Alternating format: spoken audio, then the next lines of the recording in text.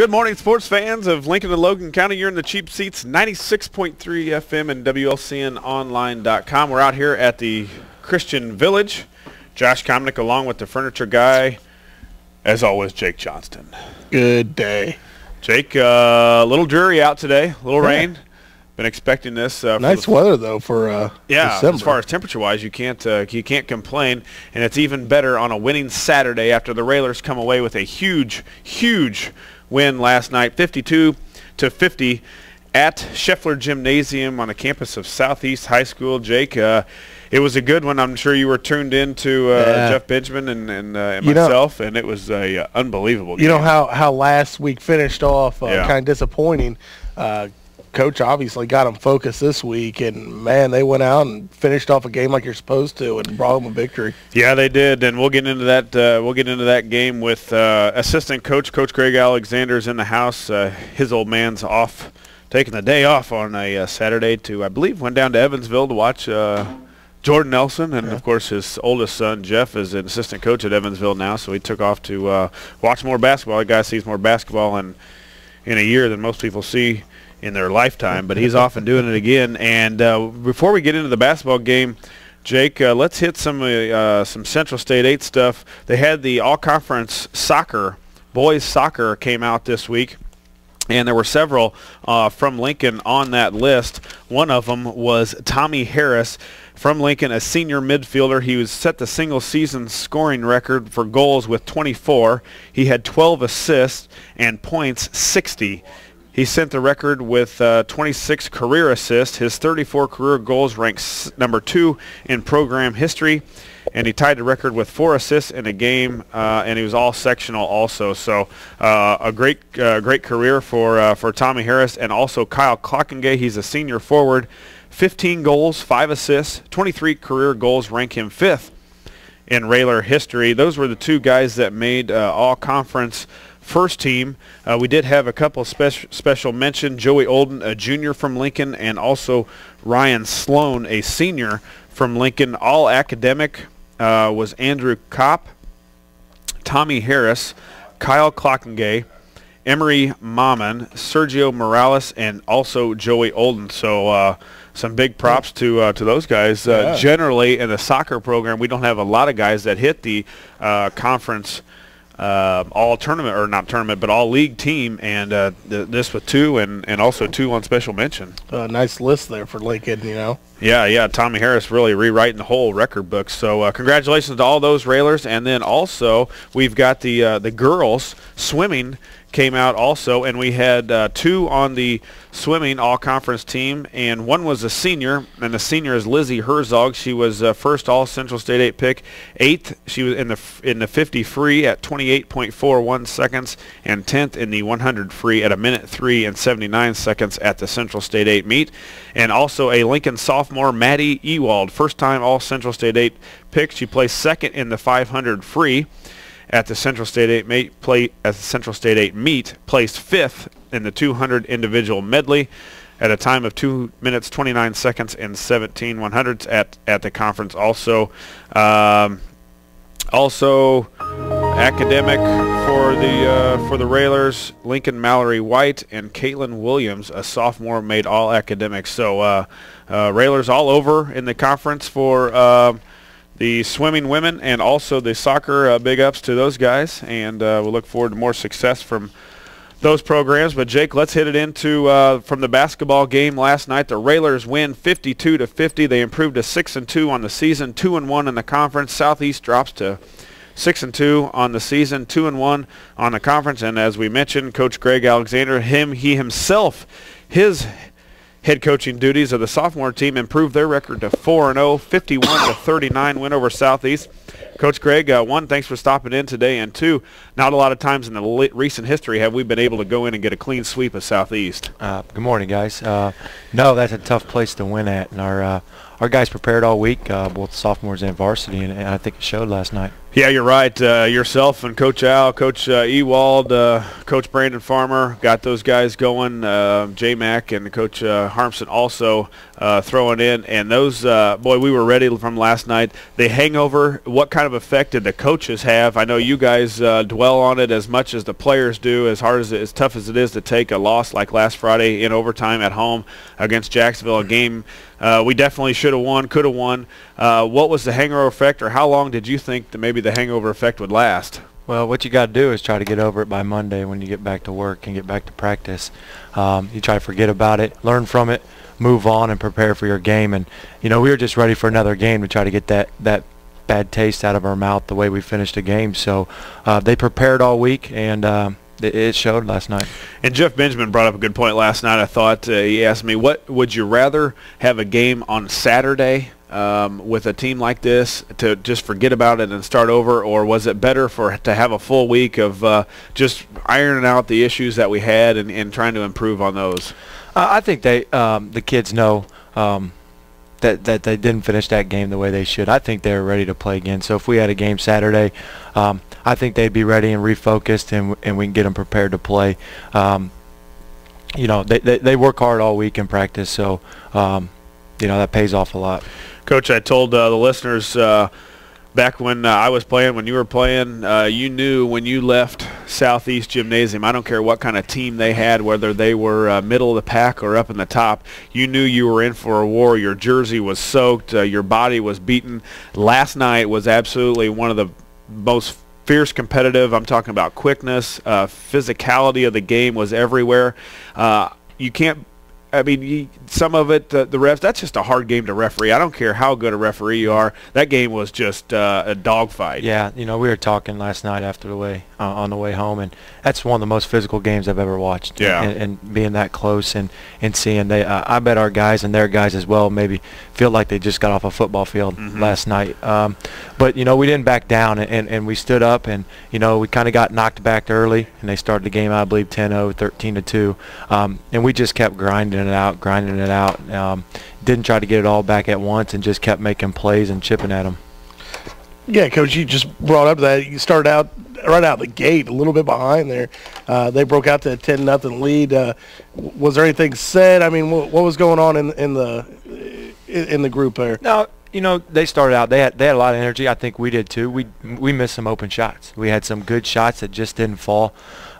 They got a couple transition baskets, easy look. We lost Senior a couple times, and that's one guy on their team you can't lose because he's got a knack for us. He likes to make plays. He makes big shots. So we lost him a couple times, and then before you know it, it's 13-2. Then we just started making some plays, and we finally started hitting some shots and got back into it. Coach, not only does he have a knack for the Railers on the basketball court, he also did on the football field. A lot of football fans remember that last-second drive he made, and then the long kick he made to send Jacksonville away from Lincoln with a W. His early start factored in the quickness last night. I don't know. We've played Cahokia. We've played Seton Academy.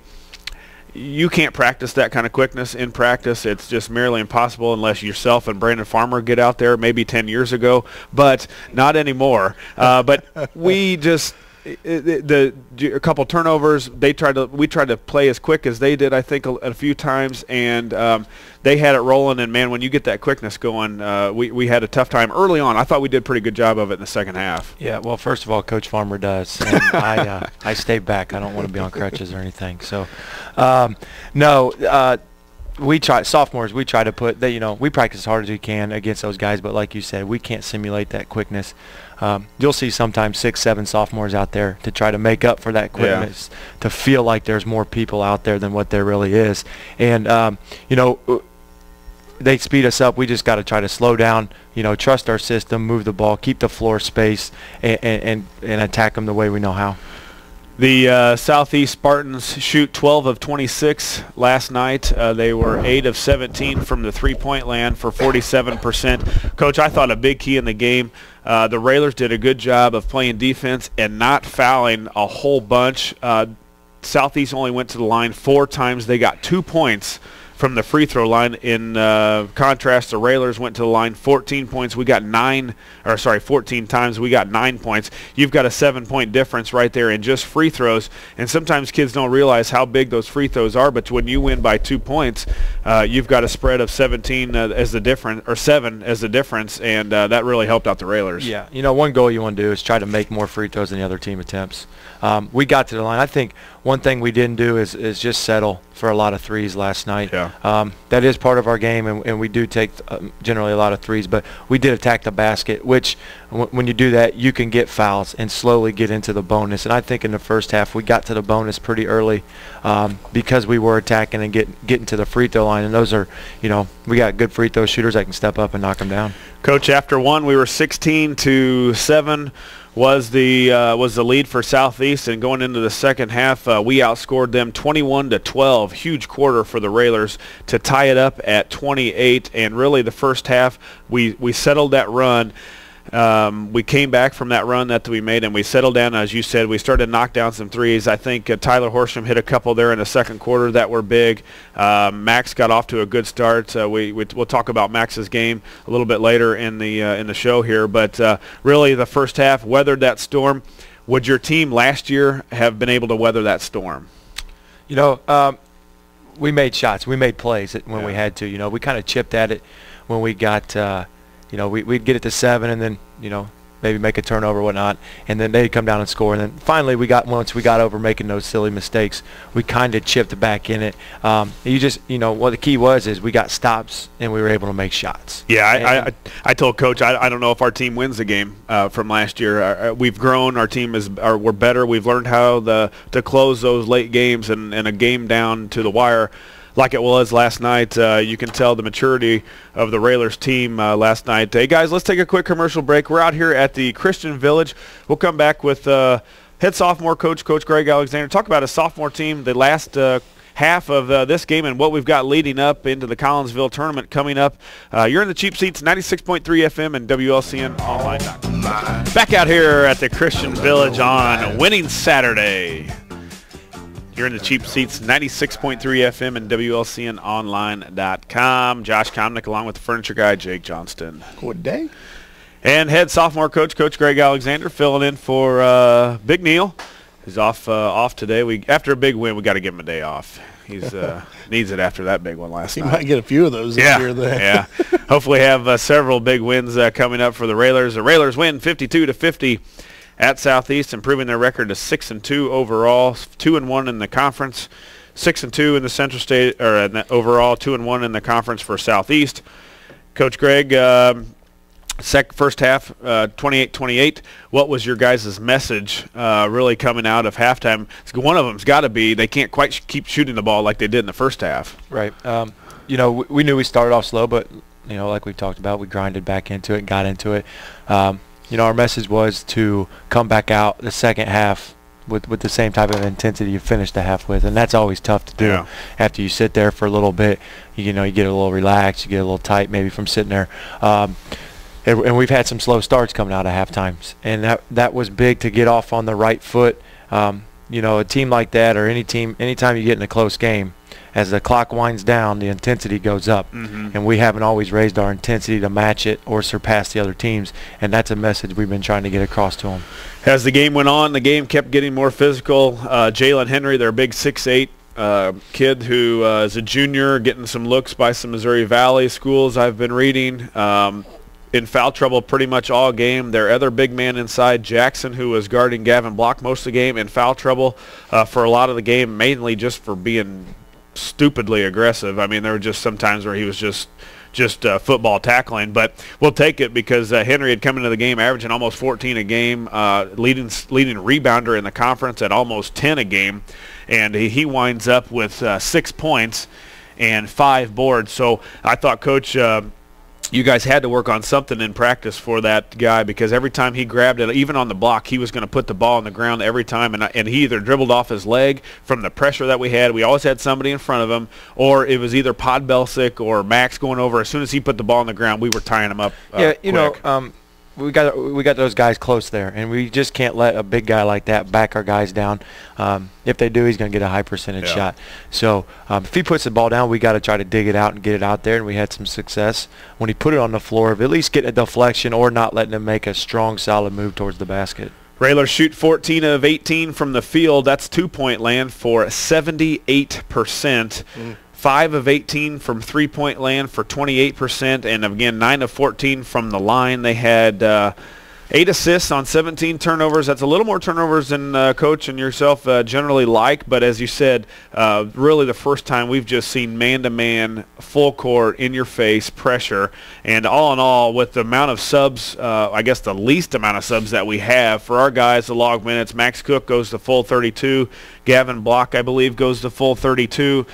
29 for Tyler Horsham. That's a lot of minutes against a team that was pushing the basketball. And not only did they pressure us man-to-man, Coach, full court, but as soon as we scored, they were out in a flash down the other end. Yeah, that's what they want to do. You know, they pick you up for 32 minutes. They try to just wear you down.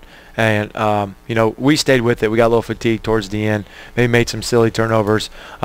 But we didn't lose our composure, and we came back and fought. And I kind of think at times, too, as much as they pressured us pushing ball, we wore them down a bit. Yeah, they were tired. Because they were tired, and, you know, they made a couple unforced turnovers towards the end and where we weren't pressuring them as much, where they would throw the ball out, and we'd get the ball right back. Yeah, it seems like you guys did a great job controlling the tempo of the game. I mean, really made it a little more difficult on them compared to what they're used to playing so far this year. So, you know, it was kind of impressive to listen to on the radio there. Yep. You know, we got some guys that can play in the open floor a little bit, so we're not opposed to pushing the ball and trying to get down and getting some easy buckets. And, you know, we took advantage of that a little bit too, and especially when you got a team that's going to pressure you that much. You know, you can get that ball down the floor so you can avoid some of that pressure. Yeah, we definitely did a good job. I thought Herman Senior wore himself out. He was tired. His legs were not there late in the game for any kind of shots that he got. Let's look at some of the stats, Coach, for the Railers. Max Cook led the way with his probably best performance. I've seen him in a Railer uniform in his high school career. He was 4 of 4 from the field, 2 of 4 from the three-point land, 3 of 5 from the free throw line. He had 17 points, 7 rebounds, and 6 assists. That's a kind of a stat line you got to get from Max. Not necessarily 17 points every game, but this guy has got to score for the Railers if we're going to win. He's got to be aggressive, and he can't be passive. And I thought last night he was aggressive. You know, he's a very good passer. Yeah. He sees the floor very well. But the key for him is to be kind of in attack mode, to at least get into the paint, draw those guys, kick to our shooters, get inside. Now, our highest percentage shot is when we can get inside and kick the ball out. And then if he's open, he's got to look to score too. You know, if he gets in the paint, sometimes he's got to be aggressive at the rim, and it showed last night he was. Tyler Horsham finished with 11. Not quite as many threes as he has been hitting, but I thought when he did hit them, boy, they were in the most clutch times. Right, even when we were down, I think it was 13-3. We're really reeling here. 10 points. They got the crowd into it, and Tyler steps up. I think he hits a three. I think he hits one in the second half also. That was a big three. So 11 points from Horsham, 11 points from Gavin Block. He also Gavin had 11 and just one rebound, but he was. I thought our guys did a great job, Coach, of boxing out last night. Not a lot of offensive boards, really 11 for Southeast, and a team that is really good at it. I thought our guys did an excellent job. Cruz came in there and logged some big minutes. Donofsky came in and logged some big minutes. Peyton Ebelair spelled some minutes, mainly because our guys were just dog tired. They were. You know, you can't have guys, for the most part, play 32 minutes in that type of game with that type of pressure. And, you know, doing things like boxing out and rebounding, that takes a lot of energy. Yeah. You know, and we did a great job on the glass last night. And I don't think they had too many second chance points. And that's where we limited them, where they've had success in the past, is getting those second, third chance opportunities and putting those points on the board. Coach, they got a few offensive rebounds, 11. But it seemed like early in the first half especially, they got a lot of loose balls. All the tip-aways were going to Southeast, and for the Railers to hold them, I would consider that a second chance points if we get a rebound and it tips away. We only gave up 5 second chance points. I thought that was a huge key in the Railers win. Not only if we gave them an awesome offensive rebound, we were able to stop them. Yeah, that's big. I mean, that's part of their offense. That and turning you over, winning the loose ball war. Early, you know, they were just quicker to it, down ready to get them, and you know, I think as the game wore on, we got them more aggressive at those type of balls Yeah, 52-50, the Railers win. We talked about it last week. You got to take care of home court. We didn't do that, but you got to sneak out a couple on the road, and that's exactly what the Railers did. Coach Dugan from Jacksonville said that in the paper this week. If you can kind of just secure home court and just squeak out a few of them on the road, maybe one of them that you're not supposed to win, and I guess if you maybe listen to the so-called experts, the Railers probably weren't supposed to win last night, but that's the beauty of basketball, and I guess that's why they say the reason you play the game. And the Railers definitely did it with a huge confidence booster heading into a tough weekend again, Coach. Chatham-Glenwood comes to town next week. They're coming off a loss to Jacksonville last night, and then you've got Normal West, and then heading right into Collinsville. So it doesn't get any easier for the Railers. No, there's not going to be an easy game on the schedule there. The Central State Conference is very competitive this year, so you got to prepare every week. You got to know it's going to be a tight game. It's going to be an intense game. So your practice is where you get yourself prepared. Jacksonville won 52-46. They improved to 6-1 on the season, 2-0 in the conference. Chatham Falls, that was their first loss of the season, 8-1, 1-1 in the conference. Peyton Allen, their talented junior, had 19. Josh Peak, the kid that hurt the Railers last Friday night, he had 23. That game was in overtime.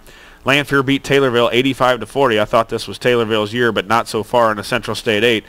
85-40. Whoa. Larry Austin, 17 points. Taylorville drops to 5-2, 0-2 in the conference. I think it's 88 games, something like that now, winless in the conference. Lanphier, 4-4, 2-1 overall, or in the conference. Rochester, 42. Springfield, 40. Springfield still winless, 0-8 on the season. And, of course, Lincoln and Southeast. Lincoln was the winner. Coach, give yourself a little props here. Another win last night, 51-39, 4-0 on the season. I thought your guys looked excellent. Very good passers. Your guards are good. I thought Adam Conrad had a nice game finishing around the rim. They had some size to them, too. Their sophomores were 6'7". Another kid, number 54, don't remember his name, but very athletic inside. And you guys did an excellent job last night. Got some big threes down, and I thought Will Cook was really aggressive and going to the basket. He got to the basket whenever he wanted to last night. He does. We worked all week on our spreading the floor, make them come out and guard us. And, like you say, you got a couple guards that can get into the paint, and then you got a big guy in Adam Conrad where we can drop it off and he can finish. And those guards did a really good job of getting inside the paint. Will Cook's, attacking, and when he gets in the paint, good things happen.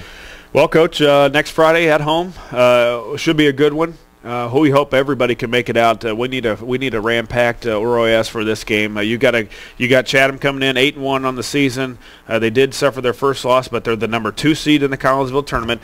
Collinsville liked the Central State 8 this year. Chatham was the number 2 seed. Southeast was the number 3, and the Railers got the 4 seed. Belleville East is the number 1 seed. But to Friday night, before we get into Collinsville, Peyton Allen got offers from many Division I schools, just a junior, so a lot of the Railer fans get a chance to see a Division I talent, a very good basketball team, and the Railers coming off a huge win. We need this place rocking Friday night, because if we can get that one, we can go to Normal West and win 3-0 on a tough 2 weeks heading into Collinsville. Man, we're looking good. Give us a little momentum going in. Chatham's a really good team, well coached. It'll be a different type of style of game that you're going to see Friday night, where last night was a little more physical, a little more pressure. Chatham likes to sit back and a little pack defense and protect that paint. And they got some good players besides Peyton Allen. They got McAdams, who's has been their varsity quarterback. He's just a great athlete, great shooter, knows the game real well. They got some big guys in there, so it's going to be another tough task for us. Coach, good luck. Thanks for stopping in this morning and filling in for your dad. And I know he was probably listening and will critique you when you get home. But good luck. And I know if you don't come out and check out the sophomores too. You guys got a very fun team to watch. Both teams, I thought, moved the ball well, rebound well, and a lot of good promise yet for the Railers here, not only this year but the next coming years. 4-0 on the start, Coach. Keep them going. All right. Thanks for having me, guys. That's going to do it. We got to take a quick commercial break. We'll be back in just a few minutes from the Christian Village. You're in the Cheap Seats, 96.3 FM and WLCN online.com.